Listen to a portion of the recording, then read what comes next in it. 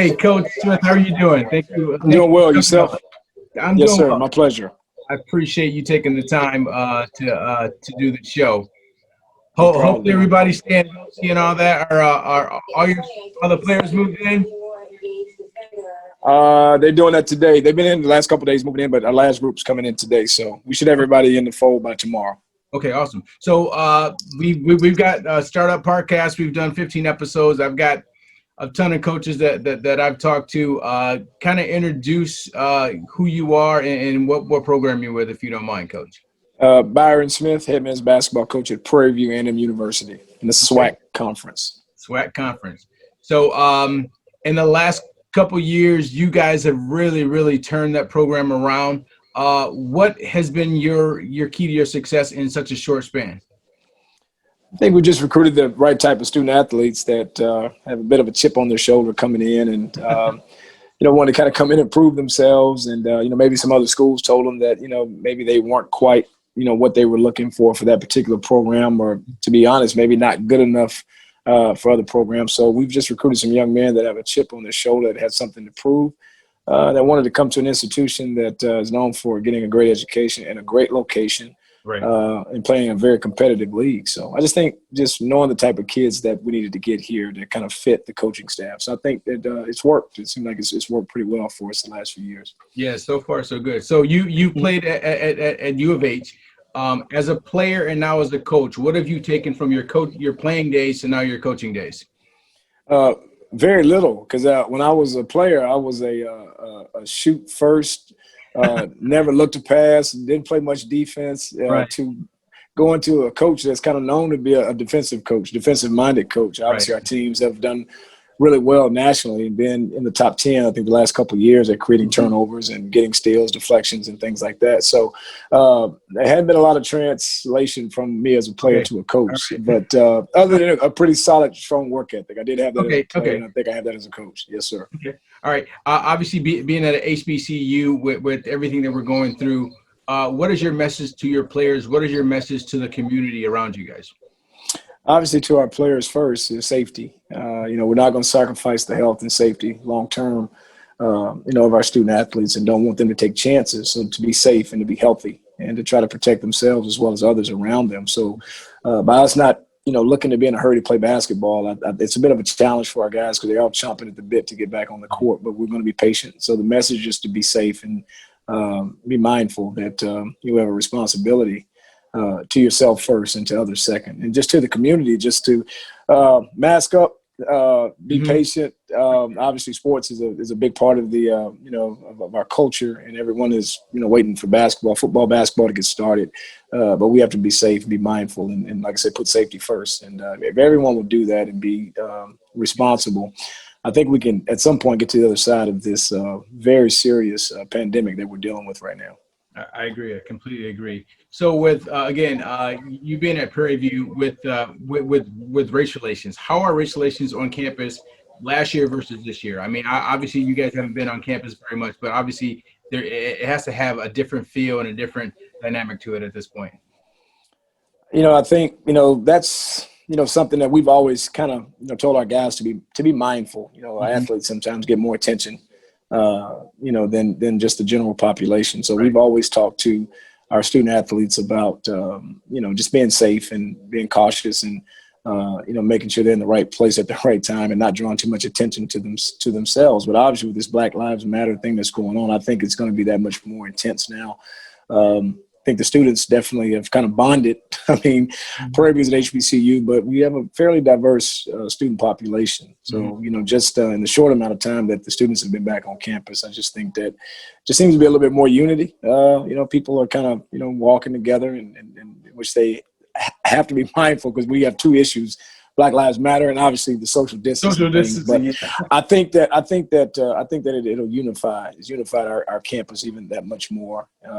And, the kids have been a lot more vocal and outspoken about, how they feel. And I think it's good when you get young people to kind of express themselves a little bit more and not just worry about things on social media and what they're going to eat for dinner and things like that. So I just think it's raising awareness, making us a lot more conscious, making our student athletes a lot more conscious, our population on campus, a lot more conscious of what's going on. So I think people will make better decisions. I think they'll be more mindful of their environment, who they're around, and things that they're doing.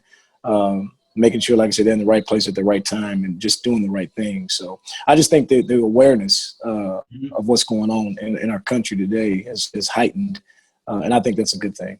Yeah, I completely agree. So I mean, you've been in a coaching circle for a while. What are some of the I guess some of the lessons that you've learned as a younger coach as you take now, and how have you adapted those to your coaching style now? Well, I just think that the greatest thing that you can do as a coach is to understand that times have changed. We're kind of old school. I'm just at 50 right now, and things are so much different now than they were back when I played, or even when I first started coaching. So I think to kind of pay more attention to the players and the things that the things you need to do to be able to motivate them and to get them to come in and to adapt to the life that they have to adapt to as being student athletes in college. It's a tough grind, but just to try to figure out ways, and that's what I've done, to figure out ways to be able to reach them and to be able to touch them and to be able to continue to motivate them to to be the best that they can be, to be students first. That's first and foremost, and athletes second. So again, it's forever changing. The times are changing all the time, but I think the biggest thing is just to know what makes them tick nowadays, and that's kind of worked for me. I'm a little bit of an older guy, but I think I have a bit of a young mentality. I understand what kids like to, I won't say listen to, what they pay attention to. And so we try to make the environment, a little bit, structured, but, to try to make them as comfortable as we possibly can, just by paying attention to what's going on in today's society and things like that. And for the most part, it's worked for us, because most of the kids that come into our program, play here, leave our program, I think they've had a pretty good experience in playing, here for us. And they seem to be very favorable about their 2 years or 3 years or 4 years or 1 year that they've spent here in our program. So it's worked for us thus far, but we have to continue to stay on top of it and pay attention to what the trends are and what's going on in society today with young people. Yeah, well, very well said. Obviously, the pandemic has changed the recruiting landscape.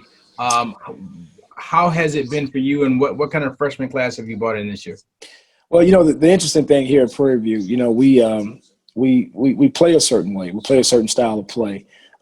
So for the most part, we recruit a lot of JUCO transfers and a lot of Division I transfers. We're not against bringing in freshmen, but we've felt since our time here that freshmen have a little bit of a stronger and a bigger learning curve to how we play here at Prairie View. So we don't recruit a lot of freshmen unless we feel like they can come in, they can have a day one impact. Okay. So JUCO transfers and transfers is what we kind of target. The recruiting landscape has changed a lot because we haven't been able to be out since February. Right. Yeah. We haven't seen players, haven't been able to see any in-person workouts or AAU tournaments or high school showcases and shootouts. So we've been pretty much paying a lot of attention to film and trusting the relationships that we have in the business, that if we can't get out and see a kid, just people that we trust that know what it takes to be a successful Division I athlete. And that's sometimes AAU coaches, high school coaches, talent evaluators. We've really leaned on those relationships really hard over the past 6 months. And I think it's going to work out for us, because I think we've got a really good recruiting class coming in. Whenever we do play, keep our fingers crossed that if we do play, for sure. we think we have a chance to have a real solid year again whenever we do play. Okay, so I've seen some Twitter publications that have you ranked as far as one of the best coaches in the SWAC, and I know coaches, we tell players not to pay attention to stuff like that, but that's got to make you feel pretty good that people are thinking of you in that high level. What are your thoughts on that? First of all, I'd like to know who ranked me as one of the best coaches, because I definitely owe them a bottle of wine and maybe some chocolate candies or maybe a gift card.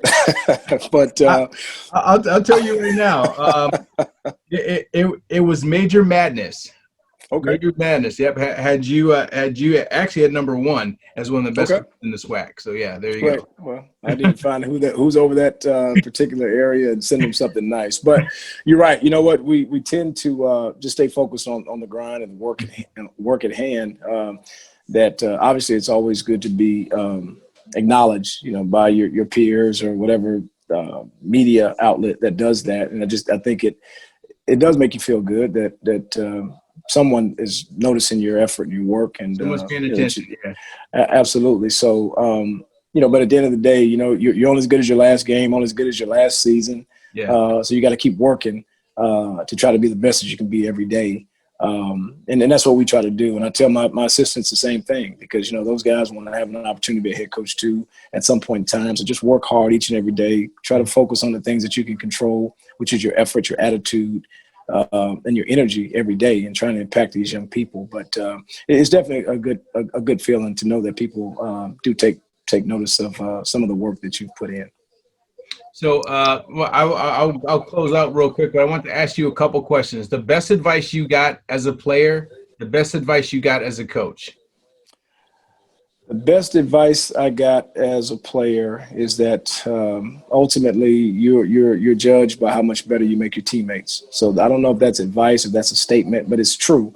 So I took it as some advice I got from my coach at the University of Houston, and I guess I take that into life, into impacting other people's lives. So that was probably the best advice that I got as a player. Now, you asked the same as the best advice I got as a coach, or that I've given as a coach? No, that you got as a coach from peers, basically. Well, you know what? They tell me again. They've told me to focus on the things that I can control, and it's the same thing I tell my coaches about your effort and your attitude and your enthusiasm, and to never really pay attention to what they're saying in the crowd, because if you do, then pretty soon you'll be sitting up there with them. So that's probably the best advice I got as a coach. Yeah, I saw a tweet the other day that says, if parents aren't allowed at games, how are coaches going to know what they're doing wrong? So right, absolutely, I like that. Absolutely. Yeah. So I thought that was kind of funny. So I do appreciate you coming on. Would love to have you back on a future show once the season starts. I need to go on the store and get me a Prairie View basketball T-shirt. So send me your size. We will get one address and size. We'll get one to you. That's not okay. a problem. I do appreciate that. Would love to have you on again. So best of luck to you and the team this season, Coach. Thank you so much for having me. It was a pleasure. All right. Take care. Bye-bye. Yes, sir. You too. Awesome show. Really good job with Coach Smith. He's one of the top coaches in the SWAC, and you'll see them in the NCAA tournament. So they are tournament ready. They are very good. They've got a good team there and phenomenal staff. So thanks for joining us for another episode. We'll talk to you soon. Bye.